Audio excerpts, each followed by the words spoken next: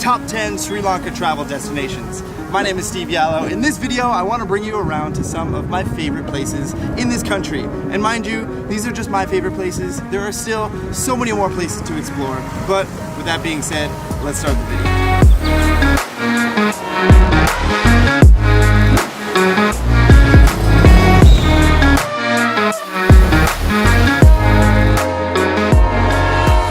Alright, here we go, starting with number 10, Anuradhapura. What a name. This ancient city is the capital of the North Central Province in Sri Lanka. It's one of the oldest continuously inhabited cities in the world. This area is most famous for these giant stupas and well-preserved ruins of an ancient Buddhist civilization. And here we have what's known as the oldest tree in the world. This is a Bodhi tree. It's actually derived from the original Bodhi tree where it's believed that Buddha sat under and achieved enlightenment. And it's called the oldest tree in the world because it's the oldest known planted tree. Some important things to know: if you want to explore the main sites of this area, you will need to pay an admission fee of $25 per person. Another important thing is your clothing. Since this is a highly regarded religious destination, all of these sites require you to dress appropriately by covering your shoulders and knees. I came here with my friend Tal and we had a nice time appreciating and admiring these sacred places, but I think we had the most fun with our spontaneous adventures trying to find new jobs helping some locals. What's going on here, Tal? I just joined the assembly line and I came out.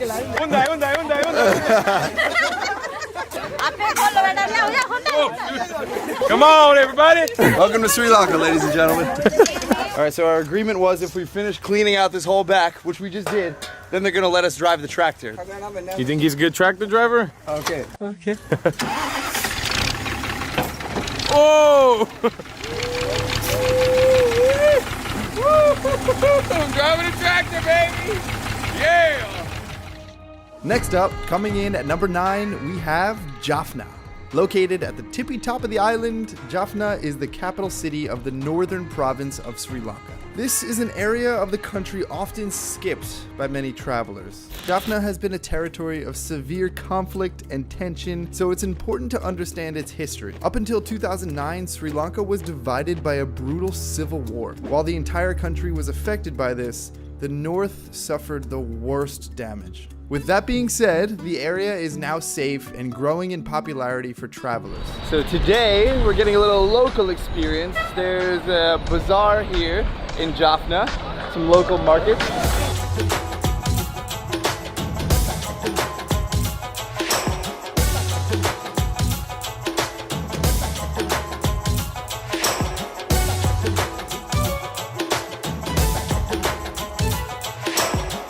We are here at the bazaar in Jaffna, and there are a lot of options for clothing. I think it's time we try to look a little bit more local and see if we can find some new outfits today. Steven's gonna go really well doing that. Yeah.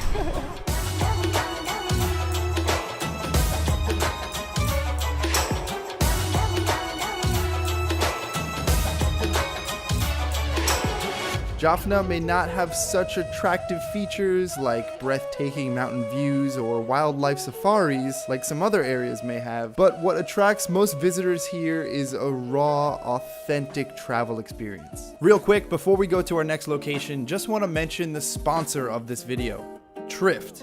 Trift is a platform inspiring unconventional and sustainable travel to places people don't often talk about, working closely to support travel to hidden niches of the world. They curate content and advice from experienced travelers, so this is a great resource to plan your adventures. In light of the current travel restrictions, they're creating cinematic virtual experiences with creators all around the world. And right now, you can join the early sign up for free tickets to these virtual experiences. And I'm even teaming up with Trift to create a Sri Lanka virtual experience. If you join the early sign up, 10 lucky winners are getting free tickets to these virtual experiences, and the rest will get 50% off. If this sounds cool to you, find the link in the description under this video. Okay, let's continue with our next destination. Moving on to number 8, we have Trincomalee, or more commonly referred to as just Trinco. This is a major port city located on the east coast of Sri Lanka. Most travelers are interested in coming here for the beautiful beaches and things that come with it. Scuba diving and whale watching are some of the most popular water activities. Upaveli Beach is one of the most well-known, but you can find Nilaveli Beach a bit to the north, which tends to be a bit quieter. There's nobody here. We are the only humans on this beach. There are a few dogs, but we're the only humans. Fort Frederick is an old fort built by the Portuguese, and it's a nice, quiet contrast from the busy town. Inside Fort Frederick, you can follow the road until the end, which leads to the colorful Hindu Karneshwaram temple. You can walk through the temple to admire the mesmerizing, colorful, artistic depictions of Hindu history. During my visit, I stayed at a small hostel called the Social Shack, which organized some nice activities like a local cooking class and a boat trip with a local fisherman. Whoa! First catch of the day. Just put it in. You got another one? Another one. Dude, it hasn't even been a minute. What the hell? He's got two on one line. Oh shoot! I don't really like animals. We even went back to this fisherman's home to see his village and meet his family. Moving down the east coast brings us to our next location, coming in at number 7, Arugam Bay. Hey, what did the ocean say to the beach? Nothing. It just waved.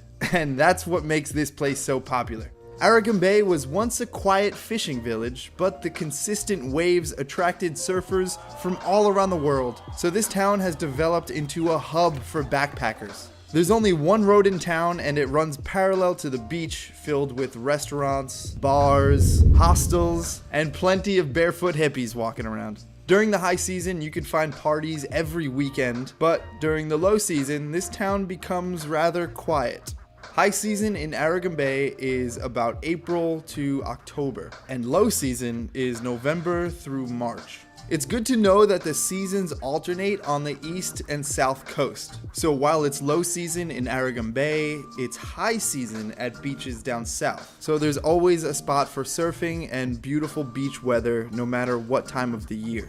If you're still watching this right now, please click that like button and subscribe for more adventures. All right, let's get back to the video.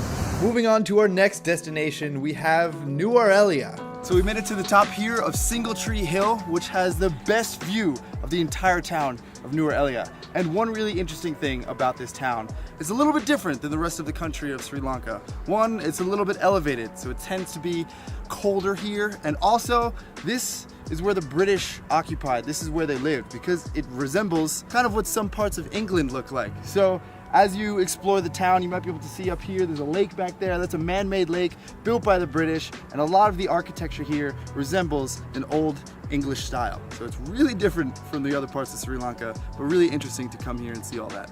While it is nice to explore the center of town, my favorite parts are the outskirts, driving through the windy mountain roads where you can enjoy stunning views of lush green landscapes. If you're up for a scenic adventure, check out Rambota Falls, about 45 minutes away from Nuwara. When I traveled around Sri Lanka, I decided to rent a tuk-tuk so I can drive myself around and have the freedom to stop wherever and whenever I want. But I do just want to mention that there's a certain train that has become quite popular around here. This blue train has been gaining a lot of popularity on Instagram, as a lot of people have been sharing photos hanging out of the train, which is just stupid. Come on, who would do something like this? Really? I'm just kidding. Obviously, I've done this before, but it's not something I would encourage, as it is dangerous hanging out of a moving train. But most people are interested in riding this train for the incredible mountain views passing through what feels like endless tea plantations. And just a quick travel tip, the first class train car locks all of the windows and doors because the air condition is on, so if you are looking for that open air experience, do not buy a ticket for first class. The main line starts in Kandy, it runs through Nuwara, and brings you to our next destination, coming in at number 5, Ella. This small town in the hill country has become a hotspot for travelers, with some chilled out hostels and beautiful options for accommodation. Iconic spots around here include the 9 Arch Bridge, which that blue train actually passes over. And if you're up for a hike, be sure to check out Ella Rock or Little Adams Peak for some really nice views. And about an hour drive outside of Ella, you can find the epic Dialuma Falls, where you can hike through some trails to get to the top for some incredible views. And there are different tiers of waterfalls up there, so you can swim and hang out, and it is just a great nature adventure. Moving down the list to number 4 is Sigiriya. Located in the center of Sri Lanka, Sigiriya is an ancient city most commonly known for Lion Rock. And this has a crazy history involving some royal brotherly betrayal. I already made a video that dives deeper into explaining this in detail, so if you want to see that, I'll leave a link in the description of this video. I also have individual videos from each location I've mentioned so far, so if you want more information about a certain location, find the links below. Anyway, back to Sigiriya. Well, actually, I want to talk about more than just Lion Rock, because I think that's what most people picture when they think of this area, but there are so many really amazing things to do around here. For example, right near Lion Rock is an even bigger crazy looking rock that you can hike up called Pidurangala. Just want to quickly talk about the difference between this rock and Lion Rock, which is sometimes known as the more famous rock. One of the main differences is the cost, because coming here we paid 500 rupees, which is the equivalent to like $2.50 US. The other one costs over $30 US per person, so significant price difference. If you are more into the history side of travel, you like ancient archaeology, then the other one has more of that for sure. There is a whole ancient garden in front of Lion Rock, and then when you get up to the top, there are ancient ruins because there was a palace built on top there thousands of years ago. So it is more, I would say, maybe preserved history, as this obviously also has history, but it's more for the hike, nature, and the viewpoint up top. If you want some more cool ancient places, check out Dambula Cave Temple. And not too far away is Kaudula National Park. You can go on safari here to see large herds of elephants. Oh, Sri Lanka, pretty as can be, where you see the elephants roaming far and free. Another option that's even closer to Sigiriya, and usually cheaper too, is hiring a Jeep safari driver to take you in Huluru Eco Park in Habarana. You may not see large herds of elephants like in Kaudula, but when I went, we saw some smaller herds of these beautiful animals right up close. And now, since we're talking about elephants, let's jump to our next location on the list, Udawalawe.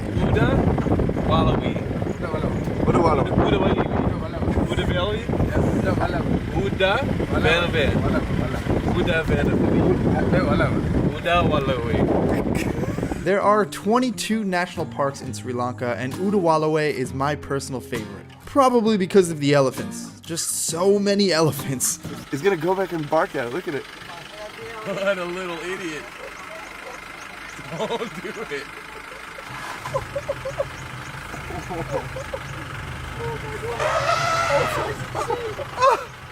Oh my god! A little different than what we just mentioned in Kaudula National Park, where you might see large herds of 20, 30, 40 elephants together, but they can be a little far away. Here in Udawalawe, you might not see that many at one time, but they're scattered all over. So you see different elephants throughout your safari, and they tend to come much closer to the vehicle too. So you see them so close. And the landscape around here is just so beautiful. When you drive down the main road that borders the national park and opens up to this large reservoir of water bordered by a wall of mountains, it just feels like you're in Jurassic Park or something. Another interesting and somewhat controversial thing is how the main road runs next to the national park. And there is an electric fence that divides the road from the park, but elephants are known to come up to this fence.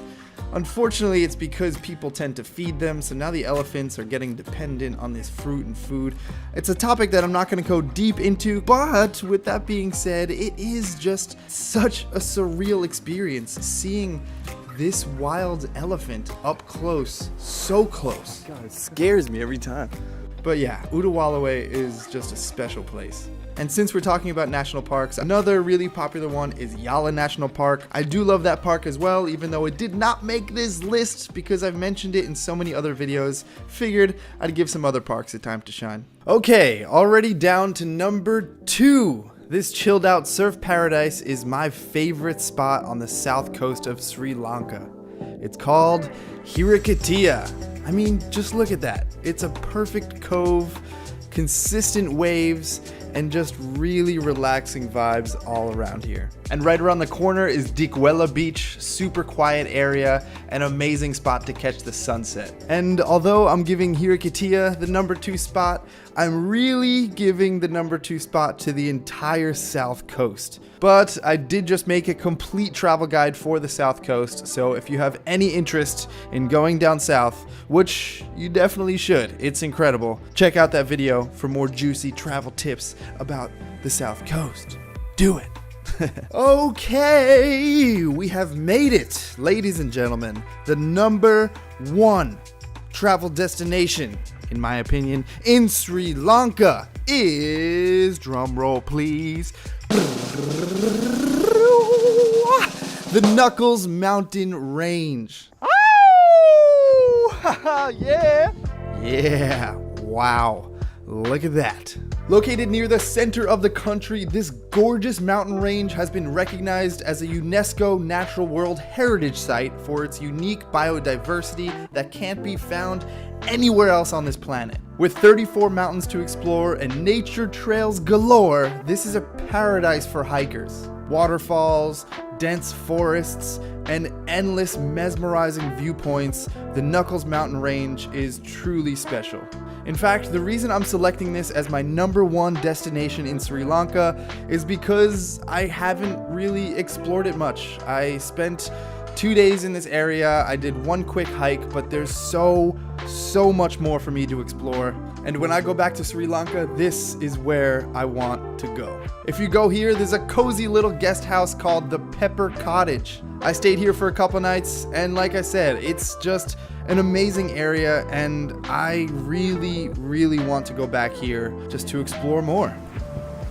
And that concludes the top 10 travel destinations in Sri Lanka. If you enjoyed, click that like button and subscribe for more. Again, these are just my opinions. I haven't traveled everywhere in Sri Lanka. I know there is still so much more to explore. So I will definitely be coming back to make more videos about some lesser known parts of Sri Lanka. So you have some more to look forward to. Go watch some more videos. There are plenty about Sri Lanka and other places all around the world. So I'll see you there. Peace. Studi, studi, studi.